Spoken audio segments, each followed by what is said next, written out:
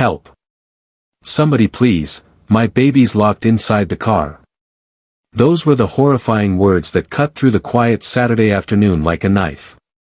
Neighbors who were mowing lawns or sipping iced lemonade suddenly froze, turning toward the voice. The sun was dead center in the sky, burning hot like an oven. Asphalt radiated heat as if flames were crawling under the surface. On days like this, even adults felt dizzy stepping outdoors.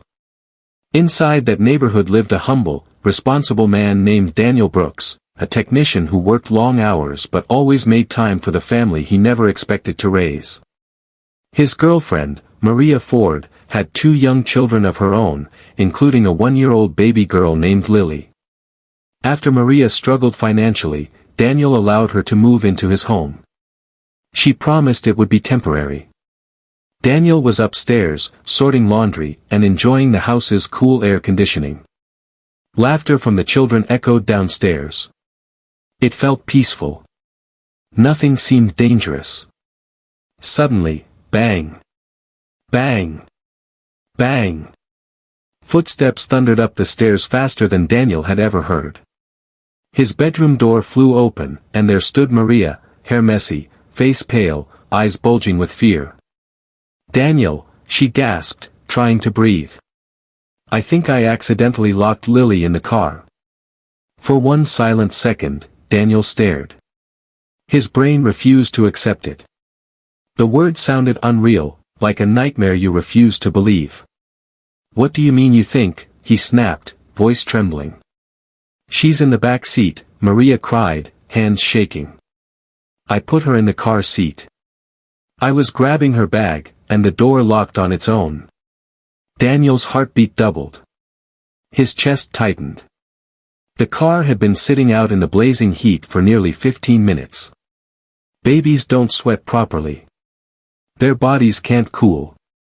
Summer heat can turn cars into pressure cookers. Every second counts. Without wasting more time, Daniel sprinted downstairs, nearly slipping on the last step. He ran outside barefoot. The driveway shimmered with heat waves. The car's windows steamed from the inside. And through the tinted glass, baby Lily was strapped quietly, too quietly. Her cheeks were beet red. She wasn't crying anymore. That silence was terrifying. "Why didn't you get her out?" Daniel shouted. "I tried. The keys are inside, she's holding them." Maria pointed desperately. Daniel crouched by the window. "Lily. Sweetheart, press the button. Press this button." Inside, the little girl blinked slowly. She didn't understand. Her tiny fingers randomly pressed lock and alarm keys, making the car scream louder. Neighbors began gathering, phones out, hands covering their mouths. Heat made it hard to breathe. Maria wept uncontrollably. Daniel tried to stay focused. "Call a locksmith," he ordered. "Now." Minutes crawled by like hours. Daniel pounded the window gently, hoping noise would wake the baby up. But Lily's head began to droop. Her breathing slowed. Sweat poured down her forehead. Daniel felt like the world was closing in. This was no longer an accident. It was becoming a tragedy. The blazing afternoon sun showed no mercy. The longer baby Lily stayed in that sealed car, the more dangerous it became. Inside temperatures weren't just hot, they were life-threatening. Sweat evaporated so fast on her skin that it left dry salt patches behind. Her lips were turning pale. Her eyelids fluttered like they were too heavy to hold open. Maria paced the driveway, shaking her hands wildly. "My baby! My baby! Somebody please do something." Daniel tried to keep calm, but inside his brain, alarms were going off louder than the car's panic horn. He grabbed the door handles again, pulling with all his strength. They refused to budge. The car's security system had engaged fully after too many wrong button presses. Neighbors offered suggestions. Get a coat hanger. Pour cold water on the windows. Break the windshield. None of those would help fast enough. Finally, the locksmith's van screeched into the driveway. A small man hopped out, sweating already from the heat. "Where's the vehicle?" he asked. Daniel pointed aggressively. "Right here." "Hurry." The locksmith pulled out a slim gym tool, sliding it inside the passenger window. He wiggled it, twisted it, pushed hard, but nothing worked. "This model's tricky," he muttered, panic creeping into his voice. "Once it autolocks, it's a fortress." Maria rushed to the passenger side. "Sir, please. My baby is inside." "I'm trying," the locksmith barked. Daniel leaned close to the glass. "Lily, stay awake. Look at me." But her eyes were drifting closed. Just then, Judge Judy's harsh voice played out like a memory in Daniel's mind, a voice of reason, of law, of consequence. "If a child is in danger, you do not wait. You do not debate. You act." He stood up straight, jaw clenching. "How long?" he demanded. The locksmith swallowed. "A few minutes. Maybe." "We don't have a few minutes." Daniel roared. Suddenly, neighbor Tina Watson shouted from the other side of the car, voice trembling. "Daniel! She's not moving." The crowd gasped. Daniel ran around to the other side. Lily slumped sideways in the seat, little head drooping lifelessly. Her cheeks were crimson. Heat shimmer waves distorted her shape like she was fading. Daniel's decision was instant. "Back away," he ordered. "But," the locksmith warned, "the window." "I don't care about the window." Daniel sprinted into the garage. Tools hung on the wall like soldiers. He snatched a heavy hammer, grip tightening so hard his knuckles turned white. Sweat dripped down his forehead. Neighbors froze, watching history unfold in real time. Daniel returned, eyes locked on that glass pane. He whispered, "Hang on, little angel." Then. Bang! The hammer bounced off. The window refused. Bang! Bang! On the third strike, crack spider-webbed. The crowd gasped. Clash! The tempered glass exploded, raining shards everywhere. Daniel reached inside desperately, ignoring cuts on his arms. He unbuckled Lily with trembling hands and lifted her out. Her tiny body felt like holding melted wax, soft, limp, terrifying. Maria screamed, rushing forward but panicking too much to think. "Get her to shade!" Tina yelled. Daniel carried Lily to the garage shadows, laying her gently on a blanket. He splashed cool water on her face, fanned her with cardboard, whispered prayers under his breath. Silence smothered the driveway. Finally, a weak whimper escaped Lily's lips. "She's breathing." Daniel exhaled, nearly collapsing. The neighbors burst into relieved cheers. But as the ambulance arrived and paramedics took Lily inside, Daniel stared at Maria. "This was your responsibility," he growled. And he meant every word. 2 weeks later, the cool silence of the courthouse felt nothing like the blazing chaos of that driveway. The marble floors echoed with footsteps, and the air conditioning hummed quietly. Parents, defendants, lawyers, all sat nervously awaiting their cases. Among them were Daniel Brooks and Maria Ford, sitting on opposite benches, refusing to make eye contact. Word had spread quickly after the incident. Neighbors still whispered. Social media exploded with arguments, some blamed Daniel, but most pointed directly at Maria.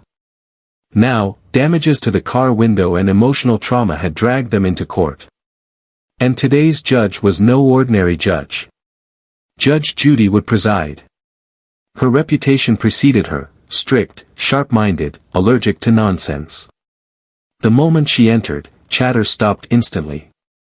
All rise. Chairs scraped loudly as everyone stood. Judge Judy scanned the room with hawk-like eyes and sat down. "Be seated," she commanded. She peered at both parties. "We are here regarding damages to Mr. Brooks' vehicle, and the safety of a minor child who was left trapped in a locked car on a dangerously hot day." Maria squirmed, hands shaking. Her mother sat beside her, whispering reassurances. Judge Judy continued. "Mr. Brooks, please explain, from the moment you were alerted." Daniel stood, clearing his throat. "Your Honor, I was upstairs when Maria came rushing in, panicked. She said Lily, her baby, was locked in the car. I ran outside, saw the child overheating inside, unresponsive.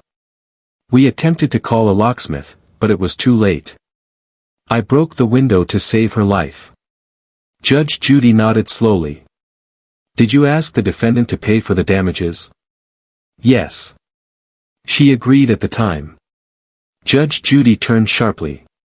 "Ms. Ford, is his statement accurate?" Maria swallowed. "Mostly. But I didn't lock her in on purpose." "Nobody is claiming you did it on purpose," Judge Judy snapped. "We are discussing responsibility, not intent." Maria looked flustered. "The keys must have slipped. My mother put Lily inside while I got the diaper bag." Judge Judy raised an eyebrow. "Do you deny that you told Mr. Brooks the child was locked in the car?" "No, but—" "That's enough," Judge Judy cut her off. The courtroom felt heavier with each word. People leaned forward, eager for every detail. Judge Judy tapped her pen. "Ms. Ford, whose child was endangered?" "Mine." "And who handed the keys to the 1-year-old?" Silence. Maria's mother raised her hand nervously. "Your Honor, I gave Lily the keys. I didn't think." "That's obvious," Judge Judy snapped. "A baby cannot be relied on to operate a vehicle's electronics. That is negligent." Maria's eyes filled with tears. Judge Judy continued, "Mr. Brooks, how much was the repair cost?" $700, Your Honor. Plus the cost of dummy keys afterward. Judge Judy nodded. Reasonable. Preventative. She looked directly at Maria. "You should be thanking him. If Mr. Brooks hesitated, your child could have died of heatstroke. His actions were heroic." Gasps whispered through the courtroom. Maria's face crumpled with shame. Judge Judy slammed her gavel lightly. "My ruling, Ms. Ford is responsible for the cost of the broken window and must reimburse Mr. Brooks. Court is adjourned." The courtroom sighed as people stood up. Justice had been delivered. But this wasn't over, not emotionally. Maria rushed to Daniel in tears. "I'm sorry, thank you for saving her." Daniel nodded softly. Some mistakes leave windows cracked forever, and trust shattered just as easily. The courtroom grew tense as Judge Judy leaned back in her chair, adjusting her glasses slowly. Her eyes locked onto Amber, the mother accused of negligence. The room felt tight, and even the air conditioner couldn't cool the nervous sweat forming on Amber's forehead. Judge Judy cleared her throat. "Ms. Turner," she began, voice sharp as a blade, "I need you to explain, in plain English, why you left your infant inside a locked car with the windows rolled up on a 98-degree day." Amber bit her lip. "Your Honor, I only went inside the store for 5 minutes. I swear.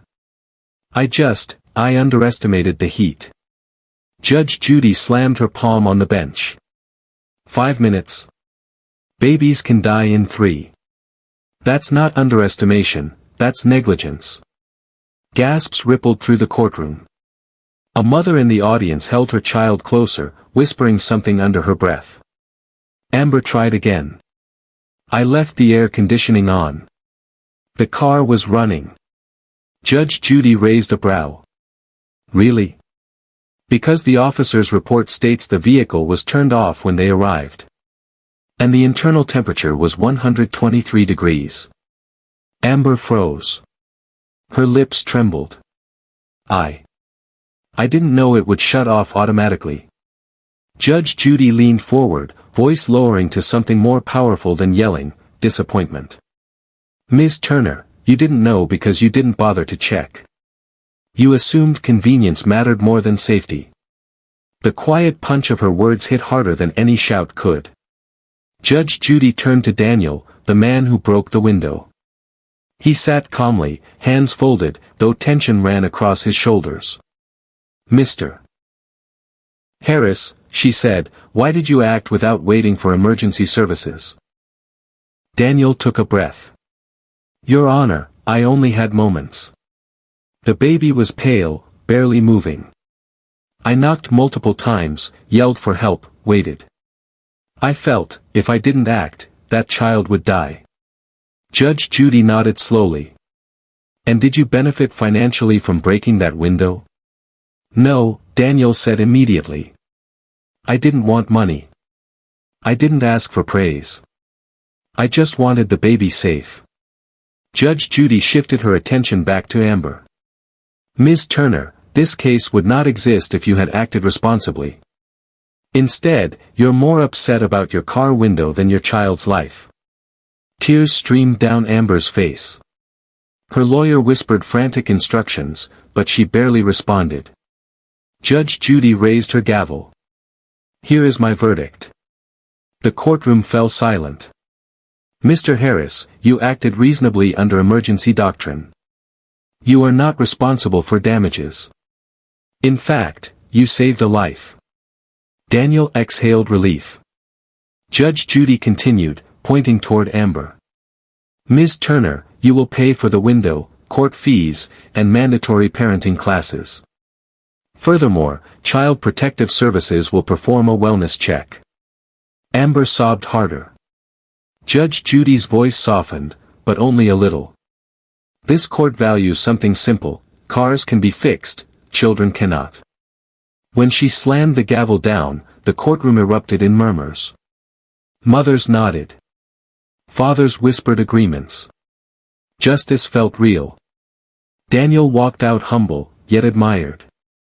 Amber walked out devastated, finally understanding the weight of her mistake. News of the dramatic courtroom decision spread like wildfire. Within hours, local television channels began replaying snippets of the case, showing Daniel's calm bravery and Amber's heartbreaking realization. Social media exploded. Hashtags like #HeroNotVandal and #ProtectKidsFirst began trending across multiple states. Comment sections overflowed with heated debates. On one side, angry parents wrote, "How could a mother leave her baby like that?" Others added, "Breaking a window is nothing compared to saving a life." But there were voices defending Amber too, claiming motherhood was overwhelming and accidents happen. The entire country had suddenly picked a side.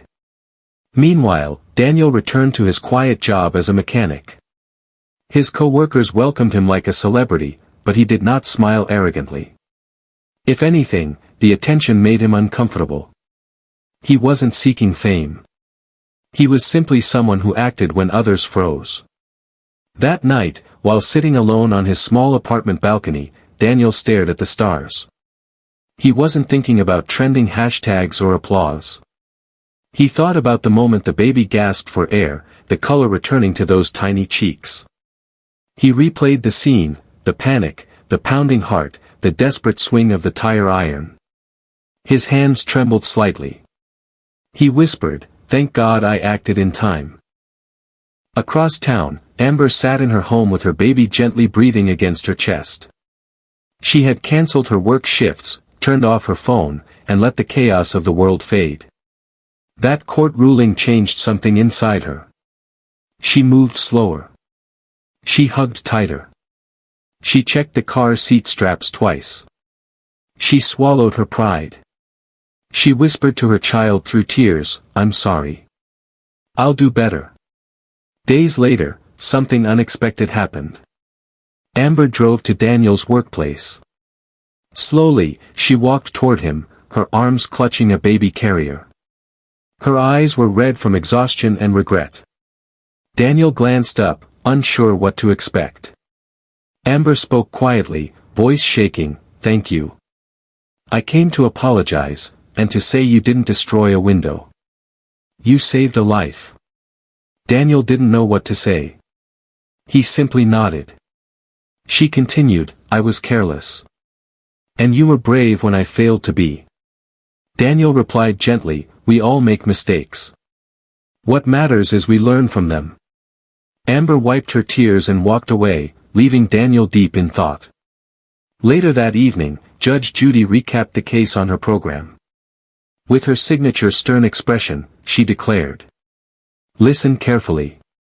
No property, no car, no window, no price, is worth more than a child's life. If you see danger, ACT. Don't film. Don't hesitate. Don't wait to go viral. Her words echoed across millions of households. Weeks passed, but the story continued to teach. Parenting seminars referenced the ruling. Police departments shared safety reminders. School newsletters repeated the warning. One small court case turned into a massive reminder. Heroes are not always wearing badges or capes. Sometimes, they're ordinary people who choose action over comfort. And somewhere in the city, a healthy baby slept peacefully, alive today because a stranger refused to walk away.